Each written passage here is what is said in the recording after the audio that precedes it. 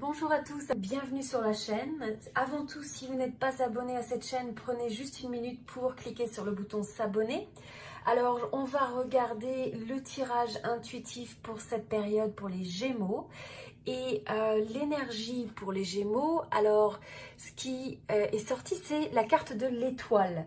Donc là, c'est une carte avec une énergie très favorable puisque c'est la carte aussi de l'espoir. C'est la carte, pour certains, ça peut être le domaine de la spiritualité qui va être assez prononcé. En fait, c'est le message qui est envoyé, c'est le fait de croire ou de s'attendre à des miracles. Alors vous savez, ça peut faire sourire, mais j'aime beaucoup cette citation qui dit « On peut voir la vie comme si tout était miracle ou rien ne l'était ». Je pense que c'est Einstein qui a dit ça. Et c'est tout à fait vrai, on peut avoir ces deux perspectives à la vie. On peut avoir la perspective de l'optimisme, celui qui s'attend au meilleur, ou alors avoir la perspective négative et pessimiste de toujours attendre le pire. Quand on y pense, c'est un peu comme avoir une projection sur des objectifs. Et dans un sens, on peut avoir des objectifs positifs. Et pour d'autres, ils engagent leur énergie vers quelque chose de négatif. Donc, c'est jamais ce qu'il faut faire. Et en même temps, le but de ce type de tirage intuitif, ce sont des tirages qui sont collectifs. Donc, c'est un tirage général, ça ne peut pas répondre à tout le monde. Le but dans ça, c'est de rechercher ce qui résonne avec votre situation ou ce qui vous amène une forme d'inspiration ou d'aide par rapport à ce que vous vivez ou ce que vous allez vivre.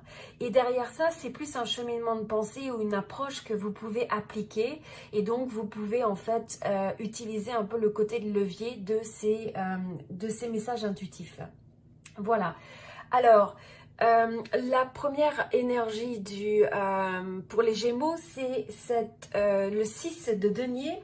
Alors là, c'est le fait de dire que sur cette période, la recommandation, c'est de faire preuve de cette forme de générosité, c'est de trouver le juste milieu entre le fait de donner et de recevoir.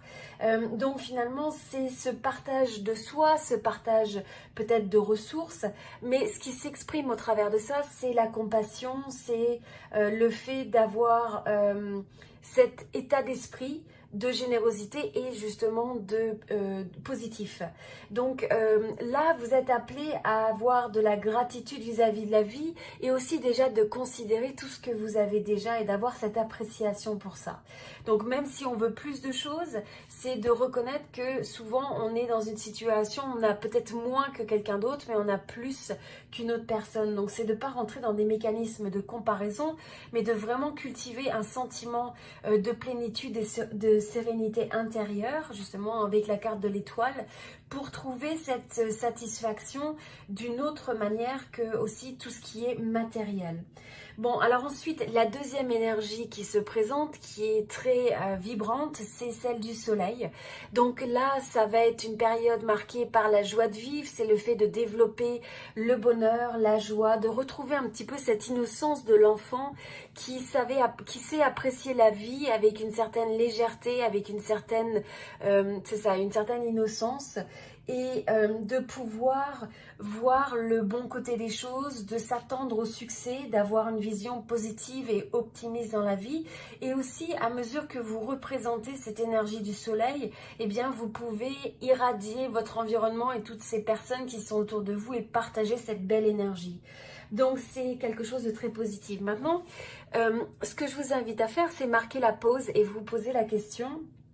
par exemple, quelles sont les personnes ou les situations les dernières fois où vous avez vraiment rigolé avec quelqu'un? Est-ce que vous êtes suffisamment connecté à ces personnes qui illuminent quelque part cette joie de vivre qui est en vous et qui accentue en tout cas ou qui renvoie ce côté de bonheur ou qui vous illumine? L'autre question que vous pouvez vous poser, c'est de vous dire quelle était la dernière fois où vous avez vraiment ressenti cette joie un peu spontanée et innocente. Qu'est-ce que vous faisiez? Quel type d'activité? Qu'est-ce que vous avez tendance à faire quand vous vous sentez dans cette zone un peu de good vibe finalement? Donc là, on voit que grâce à cette énergie d'équilibre, de générosité, d'optimisme et d'avoir de l'espoir dans ce qui est possible, de suivre aussi un petit peu l'étoile de la destinée et l'intuition, ce qui est l'invitation aussi, c'est le fait de mettre...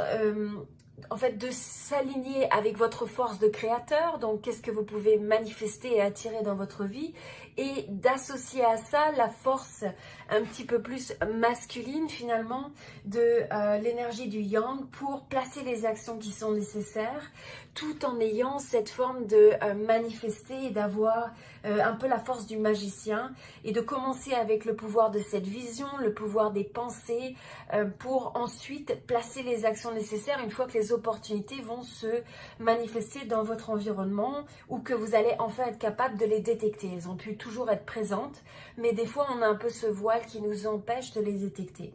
Alors au niveau du moi personnel et du spirituel, là on a le 8 d'épée. Alors ça peut paraître un petit peu une énergie lourde, mais c'est simplement le fait de comprendre que vous avez, si vous avez des impressions d'être limité, d'être restreint dans votre vie, dans certains domaines de votre vie, eh bien ce qui est merveilleux avec cette carte, je dirais l'envers de la pièce, c'est que vous avez le pouvoir de vous libérer, car ce sont souvent des limitations que vous vous imposez vous-même.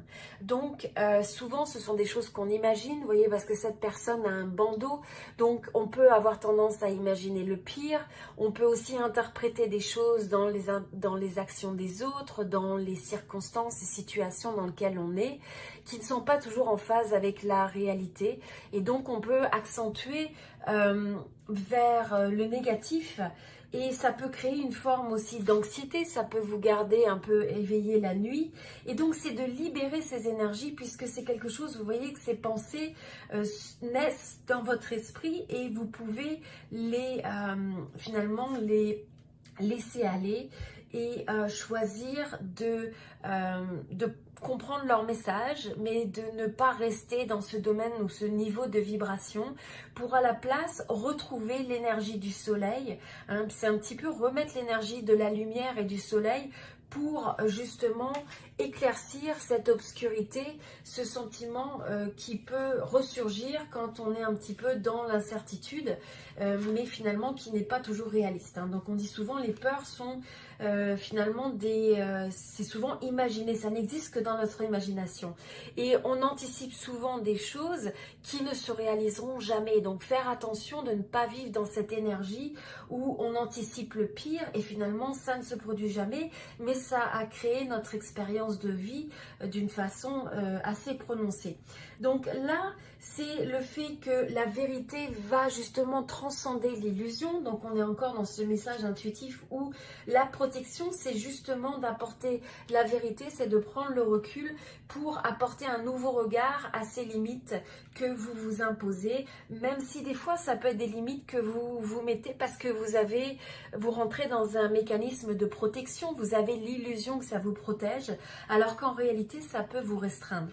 Donc une fois que vous allez couper finalement ces j'ai envie de dire ces chaînes qui vous retiennent, eh bien vous allez reprendre votre pouvoir, votre capacité à comprendre que la force de votre esprit peut tout autant vous inquiéter et vous créer de l'anxiété, ou alors vous réconforter et retrouver l'espoir et cet optimisme qui est en vous.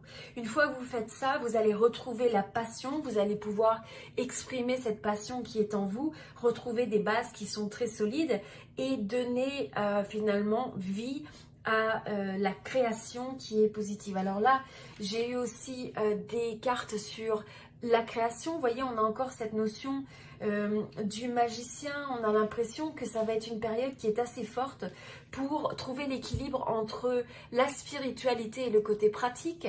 Donc balancer, je dirais, un peu le côté analyse ou le côté très cartésien avec tout le monde de l'invisible, le monde de la spiritualité, le monde de la perception, des sens extrasensoriels, etc. Et donc dans tout ça, c'est de voir ce qui doit vous guider pour trouver cette forme d'illumination dans votre vie. Et finalement, c'est le fait de rechercher la joie, c'est le fait de cultiver, de développer cette vibration de joie qui est une des vibrations les plus élevées avec celle de l'amour. Et de la même manière, vous voyez, vous allez vous aligner avec cette énergie très positive de l'étoile et de la destinée. Alors, dans ça aussi, c'est le fait de savoir, bon, attendre patiemment dans une certaine mesure. Des fois, il faut avoir la patience vis-à-vis des limites qui nous restreignent et puis de les comprendre, d'avoir cette forme d'indulgence vis-à-vis de soi-même. Mais c'est aussi des fois le fait de montrer la capacité d'écouter ses véritables désirs profonds, que des fois on tient sous l'eau, qu'on veut étouffer. Et donc là, c'est le fait de se permettre de les réexprimer, de les laisser aller à la surface. Alors ensuite, sur l'énergie qui est dans le domaine professionnel, le domaine du travail. Alors là, on a la carte numéro 13. Donc la carte numéro 13, c'est l'énergie des nouveaux commencements. C'est par essence, ça peut marquer la fin d'une phase, la fin d'un chapitre. Ce sont aussi les cycles de transformation, les cycles de transition.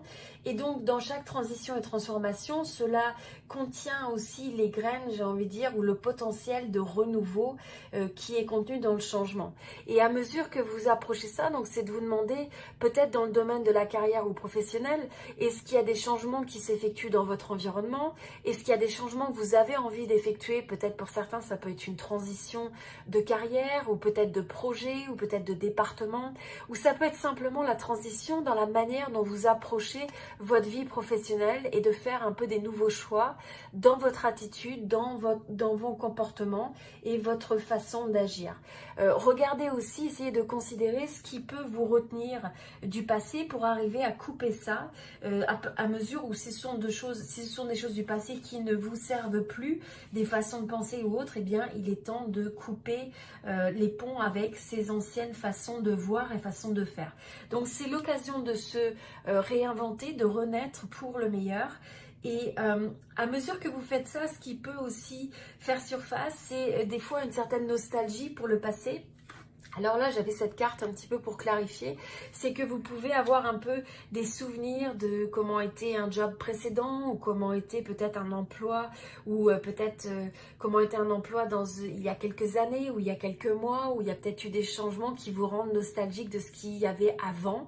Et donc là, c'est de comprendre, bon, finalement, c'est pas quelque chose que vous pouvez reproduire. Donc le mieux, c'est de s'adapter aux changements quand on n'a pas, c'est pas sous notre contrôle de revivre ces mêmes énergies.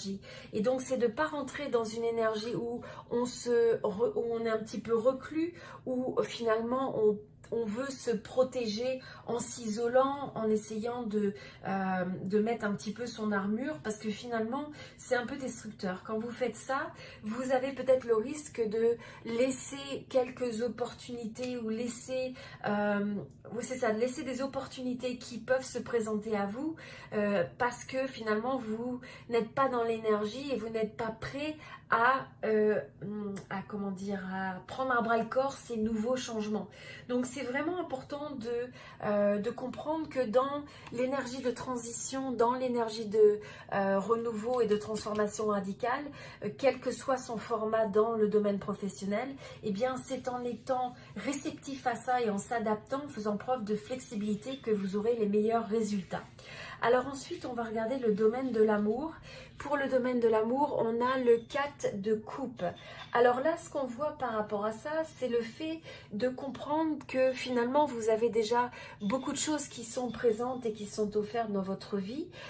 Ça peut être le fait simplement que vous avez envie pendant cette période de prendre du recul par rapport au domaine sentimental, juste de ne pas finalement vous précipiter, d'avoir ce moment un petit peu de réflexion pour savoir exactement ce que vous vous voulez, de telle sorte que vous soyez vraiment sélectif. Alors oui, ça peut se manifester ou se traduire par finalement des opportunités auxquelles vous dites non, des coupes que vous n'avez pas envie de prendre et qui vous ont présenté. Alors il y a deux choses par rapport à ça. C'est le fait que, ça peut être le fait de vous inviter à considérer que vous avez peut-être déjà beaucoup de choses et d'apprécier ce que vous avez déjà au lieu de rechercher un idéal qui semble inaccessible ou de sans arrêt faire la course vers quelque chose de meilleur sans être capable d'apprécier ce qui est déjà dans votre environnement, à votre portée ou ce qui vous est offert. Et en même temps, de l'autre côté, ça peut être aussi le fait que parce que vous devenez plus sélectif, eh bien, vous avez ce repli un petit peu, ce moment d'attente et de pause pour juste avoir la réflexion nécessaire avant de vous engager dans une forme d'engagement au niveau romantique, etc. Mais on voit que c'est une période où il va y avoir possiblement des choix à faire pour des relations qui sont existantes ou des relations...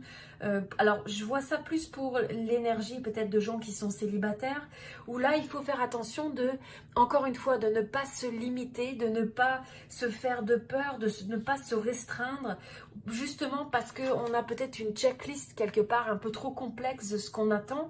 Donc, c'est trouver la juste mesure. Quand est-ce que ça fait du sens de dire j'attends parce que c'est pas quelque chose qui résonne avec moi, c'est pas une relation, une connexion qui me correspond et donc je préfère attendre pour ce qui va sembler être plus aligné avec moi-même. Mais de l'autre côté, c'est de ne pas tomber dans une forme d'énergie où on a un petit peu de l'apathie ou de l'ennui et que finalement on se dissuade toujours d'aller de l'avant. Et à la place, donc, c'est peut-être de faire des choix pour explorer des nouvelles possibilités. Et donc là, je pense que c'est le choix que beaucoup d'entre vous allez faire. C'est le fait de regarder comment vous pouvez élargir vos horizons, votre façon de penser par rapport à l'amour. Et vous allez donc placer des actions qui vont construire les fondations nécessaires à mesure que vous avancez dans cette période. Alors ensuite, les peurs. Les peurs, vous avez le 10, les peurs et les obstacles. Donc vous avez le 10 de denier. Donc là, pour certains d'entre vous, ça peut être justement le fait de sentir que vous n'avez peut-être pas toute l'aisance financière que vous souhaitez ou que vous n'avez pas toute la stabilité financière ou alors que vous n'avez pas encore ce sentiment d'une vie de famille qui est vraiment établie ou que vous voulez construire davantage dans ce niveau-là. Ça devient un peu un obstacle dans la tête parce que finalement, vous avez l'impression que c'est un peu un idéal que vous n'arrivez pas à atteindre. Donc, ne laissez pas ça vous limiter et à la place, positionnez-le comme quelque chose, une intention, quelque chose que vous avez envie de construire, quelque chose qui vous inspire, quelque chose qui vous motive, de telle sorte que vous puissiez avoir cette énergie de vous connecter aux autres, de vous ouvrir aux autres, d'avoir à la fois cette sagesse qui est appliquée dans vos connexions, de vous sentir finalement dans cette forme déjà d'abondance avant même de l'avoir. Donc si vous avez un peu la sensation que l'abondance manque dans certains domaines de votre vie, que ce soit romantique, que ce soit financier, que ce soit simplement la passion dans ce que vous faites dans la vie, etc.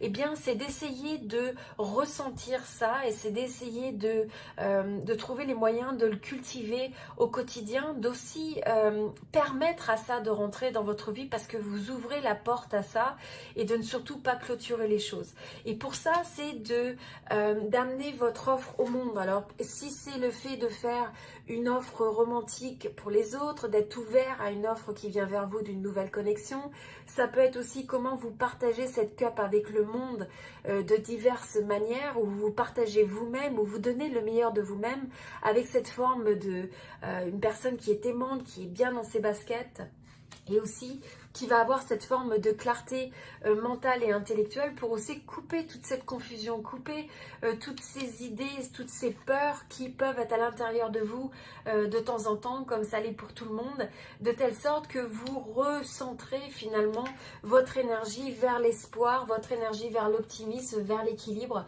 que vous êtes capable d'être ce soleil qui irradie, parce que quand vous êtes dans cette énergie, eh bien vous êtes capable d'attirer ça, puisque vous êtes déjà une partie finalement de cette lumière dans cette image que vous essayez de reproduire dans votre vie.